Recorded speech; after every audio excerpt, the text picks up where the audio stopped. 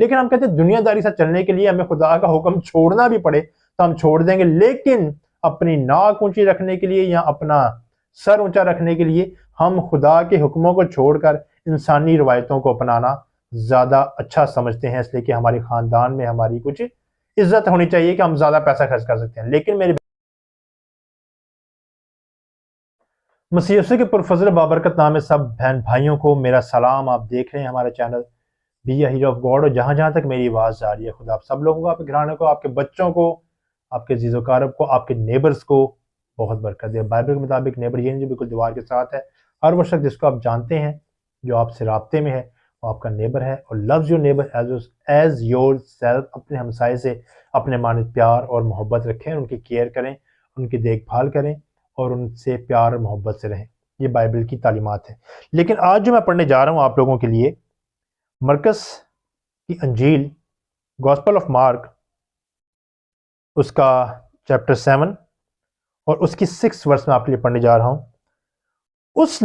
یسوع نے ان سے کہا، یسایہ نے تم ریاکاروں کے حق میں کیا خوب نبوت کی، جیسا کہ لکھا ہے کہ یہ لوگ ہونٹوں سے تو میری تعظیم کرتے ہیں، لیکن ان کے دل مجھ سے دور ہیں، اور یہ بے فائدہ میری پرستش کرتے ہیں، کیونکہ انسانی احکام کی تعلیم دیتے ہیں، اور تم خدا کے حکم کو ترک کر کے آدمیوں کی روایت کو قائم رکھتے ہو۔ اور یہ یسایہ 29:13 میں لکھا ہے، اور مسیح یسوع نے یسایہ نبی کے صحیفے میں سے اس چیز کو کوٹ کیا تھا، اور یہ آیت آج بھی ہمارے لیے اس طرح ہی ہے کہ ہم لوگ ہونٹوں سے تو اس کی تعریف کرتے ہیں، اس کی تمجید کرتے ہیں، اس کی پرستش کرتے ہیں، لیکن ہمارے دل خدا سے دور ہیں۔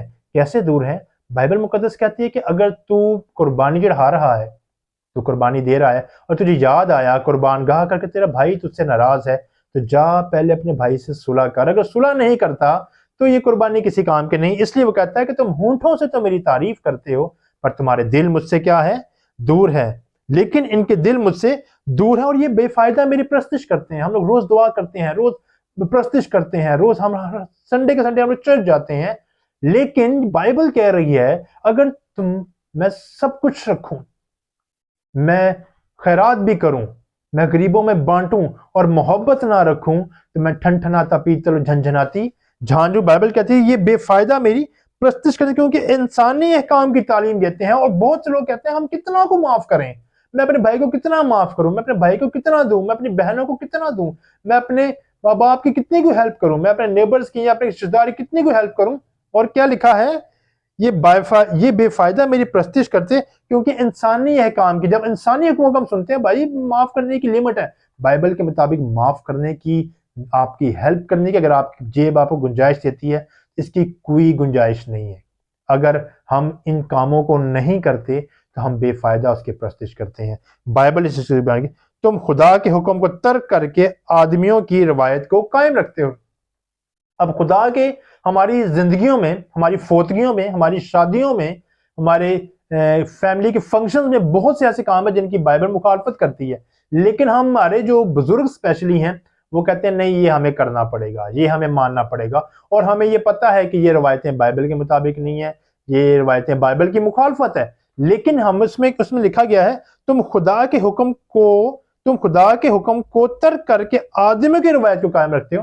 لیکن ہم کہتے ہیں دنیا داری سے چلنے کے لیے ہمیں خدا کا حکم چھوڑنا بھی پڑے تو ہم چھوڑ دیں گے، لیکن اپنی ناک اونچی رکھنے کے لیے یا اپنا سر اونچا رکھنے کے لیے ہم خدا کے حکموں کو چھوڑ کر انسانی روایتوں کو اپنانا زیادہ اچھا سمجھتے ہیں، اس لیے کہ ہماری خاندان میں ہماری کچھ عزت ہونی چاہیے کہ ہم زیادہ پیسہ خرچ کر سکتے ہیں۔ لیکن میری بہنوں، میرے بھائیوں، بائبل مقدس منع کرتی ہے کہ خدا کے حکموں کو ترک نہ کرو۔ اگر ہم خدا کے حکموں کو ترک کر کے انسانی احکام پر زیادہ غور کرتے ہیں، زور دیتے ہیں، تو بائبل کہتی ہے کہ یہ بے فائدہ میری پرستش کرتے ہیں۔